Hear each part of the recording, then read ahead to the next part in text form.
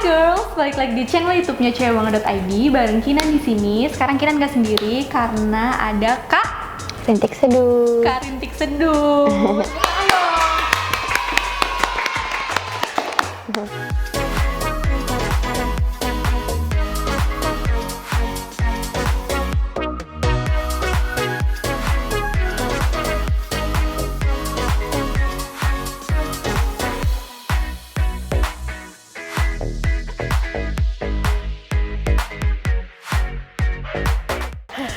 Bentar, ini enaknya aku manggilnya Sana aja. Kak Sana. Oke, Iya. jadi buat teman-teman yang udah dari lama follow Instagramnya Rintik Seduh, nama aslinya itu sebenarnya Kak Sana.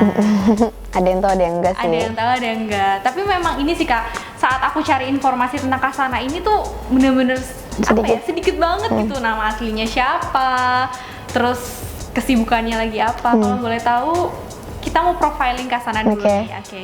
Boleh kenalan gak Kak nama lengkap? Jadi sekarang kesibukannya lagi ngapain? Oke, jadi nama benerannya kalau di bumi namanya Sana, nama lengkapnya Nadifa alias Sana.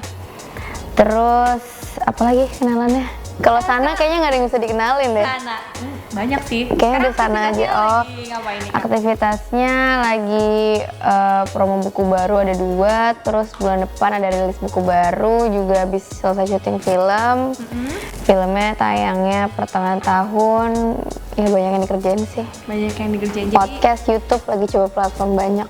Oke, jadi memang lagi sibuk dengan 2 bukunya. Iya, betul. Sana ini. Sebelum kita masuk ke bukunya, aku bakal nanya, kenapa sih Kak Sana tuh pada akhirnya memilih nama pena Rintik Seduh?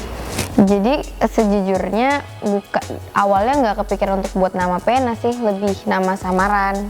Karena waktu itu belum pede pakai nama sendiri, terus kayaknya lebih enak dan lebih berani kalau pakai nama samaran gitu, terus nyari yang kira-kira nantinya akan menggambarkan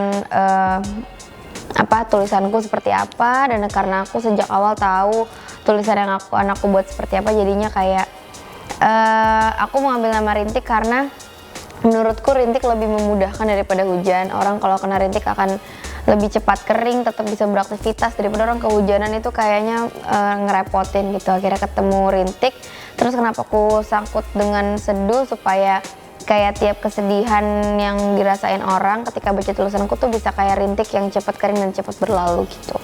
Oke, tadi kan Kak Sana bilang sempet nggak percaya diri nih buat pakai nama asli.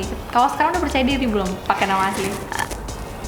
Untuk menulis kayaknya aku tetap lebih nyaman pakai Rintik Seduh sih, karena kan dulu aku pakai itu karena di circle sekolahnya nggak mendukung dan cukup dapat pembulian gitu. Dan ya ternyata lebih enak ketika orang baca dan orang lebih kenal karya aku daripada akunya. Jadi malah orang tahu Rintik Seduh tuh tahu Sana dari Rintik Seduh, bukan sebaliknya. Oke. Sejujurnya aku sendiri agak cukup bingung kenapa Rintik Seduh bukan Rintik Sendu. Oh ya, itu banyak yang nanya. Banyak kan? Juga yang kayak typo. Typo. Oke. Sejujurnya aku cari Instagram Kak Sana juga Rintik Sendu. Bukan Rintik Seduh. Itu gimana tuh Kak? Sebenarnya awalnya memang maunya Sendu. Terus kayaknya Sendu terlalu familiar di telinga, dan sedangkan Seduh tuh orang masih apa sih Seduh, padahal kan Seduh tuh pasangannya Sedan, kayak Seduh Sedan, isakan tangis senabis menangis. Kalau jadinya aku pilih Seduh supaya orang juga tahu bahwa ada kata Seduh juga loh gitu. Oke. Tapi kalau boleh tahu sejak kapan sih Kak Sana tuh mulai menulis sajak-sajak indah? Indah ya, menurutku biasa aja. Aku waktu dulu awalnya tuh SMA. Aku senang nulis di blog. Aku nulis di blog karena dulu ngirim-ngirim ke Mading nggak lolos. Ya udah dari SMA sih, karena pusat inspirasinya ya teman-teman aku aja gitu. Berarti kalau aku boleh bilang sajak-sajak yang Kak Sana tulis ini kan relate banget nih sama kehidupan remaja. Nah, itu ada nggak sih yang inspirasinya tuh dari Kak Sana sendiri? Ya adalah, pastilah. Ada. Cuman enaknya penulis kan karena dia nulisnya banyak hal gitu, jadi dia bisa nyelipin sisi pribadinya dimanapun gitu. Yang orang baca nggak akan tahu tuh yang mana ya yang lagi Rintik Seduh rasain beneran gitu. Ada sih. Tapi kalau porsinya dibagi nih, misalnya dalam persen, yang dari teman-teman atau dari orang sekitar sama dibanding aku.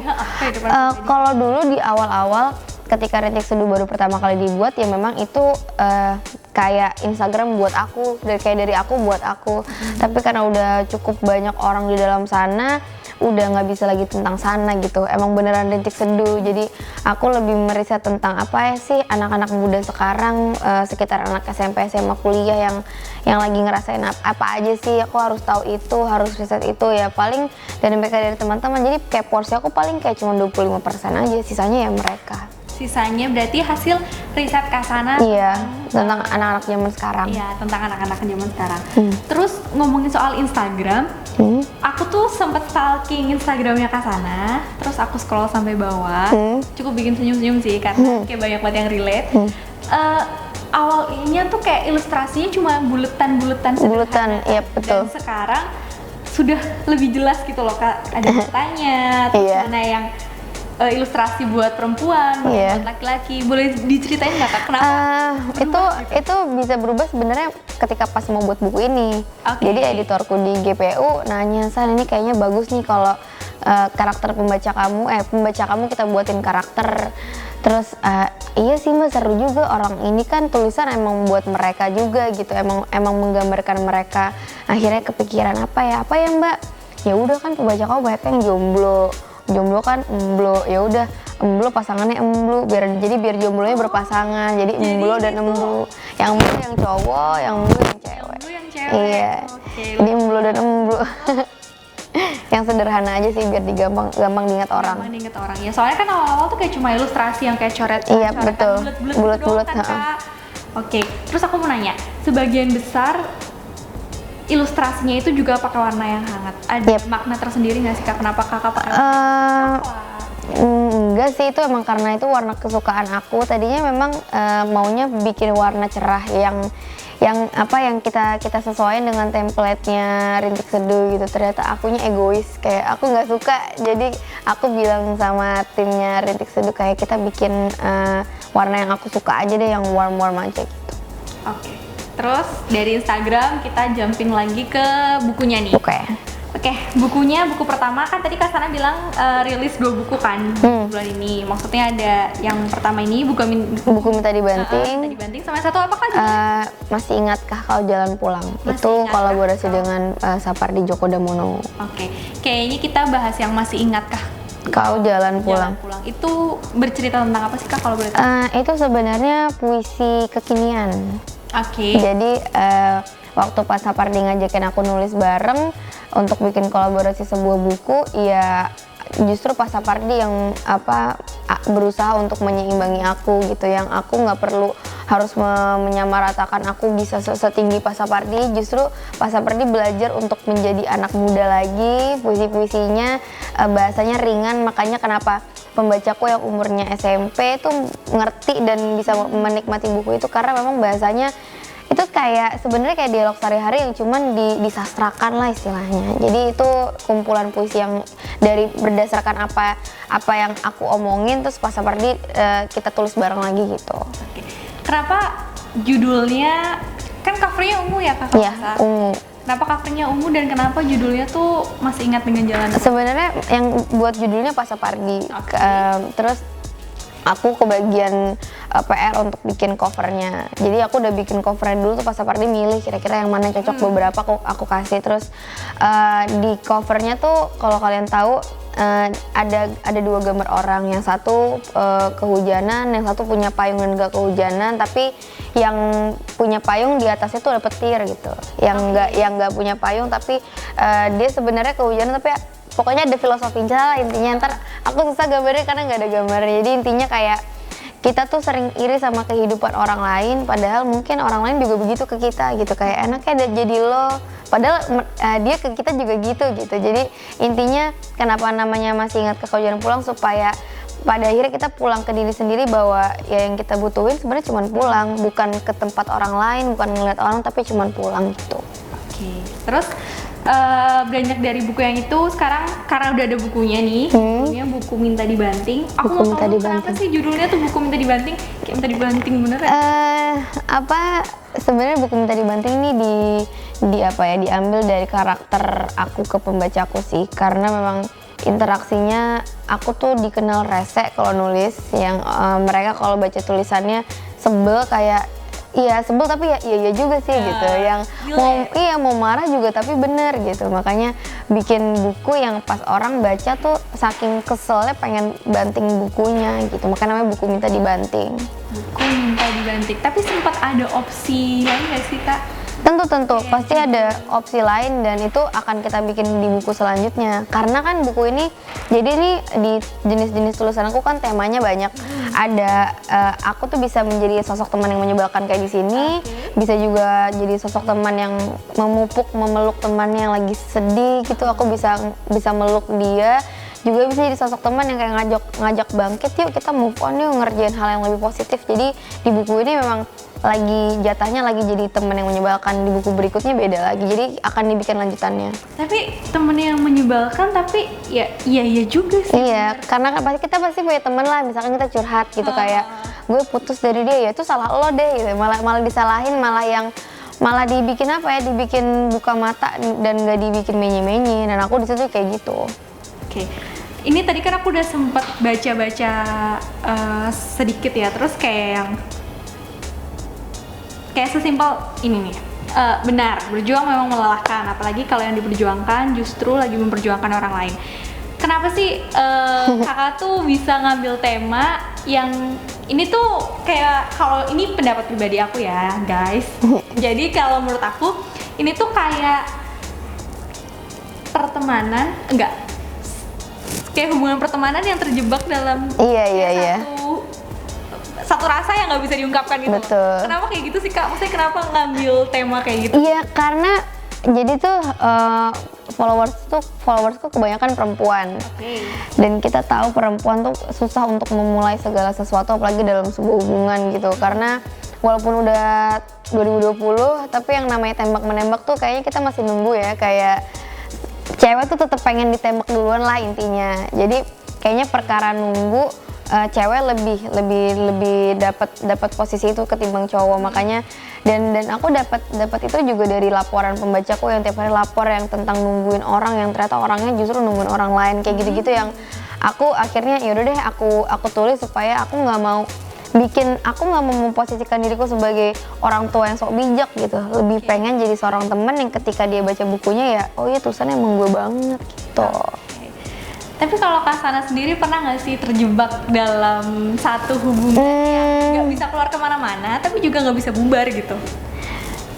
Aku pernahnya kayak ya terjebak dalam nggak dalam hubungan juga sih, ini gue sih sebelumnya nggak pernah cerita. Jadi aku paling terjebaknya ya kayak kagum sama orang lama, nggak berani bilang, sampai sekarang nggak berani bilang.